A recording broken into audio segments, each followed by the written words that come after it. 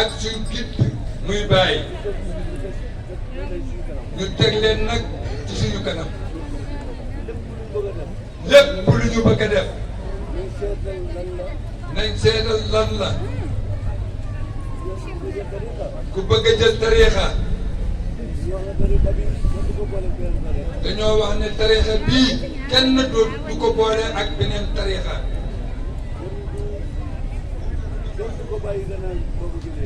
kenn dootu ko bàyyi gannaaw boo ko jëlee soo ci nekkee itam lim la sant fii ak yaa ngi koy def yaa ngi ci biir tariixa bi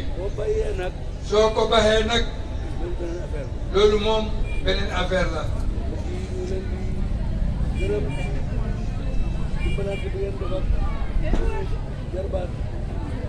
mbokk yi sëriñ bi mu ne mi ngi leen di gërëm ci dimbalante bi ngeen def ak jarbaatam muy Ndey Xadi mii Ndey Xadi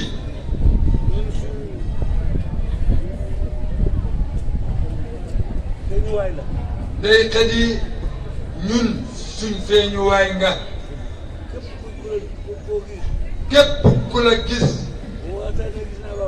su waatee ne gis naa Baaba Lamin billaahi fenoo soo waatee ne gis naa Baay Tuuti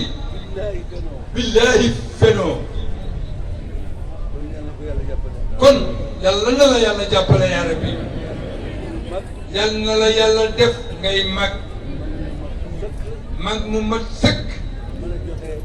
mën a joxe te doo dellu gannaaw mukk wa ma zalika ala allahi bi aziz wa salaamu aleykum wa rahmatullahi taala wa barakaatu. mu ne sart yi ku ko jàpp duutoo ko ba doo ko booleeg beneen wirdo doo siyaare benn wali bu dul tijaan da ngay màggal wali yàlla yëpp da ngay wirdu suba ak ngoon wasifa ak sikar si àjjuma te teewal ñi ma la waxoon muy yónnante ak Cheikh Ahmad Tidiane ak Cheikh Ibrahim radiyallahu anhu lii mooy sart yi képp ku ko ci nangu sëriñ bi ma la jox na la digal amin amin amin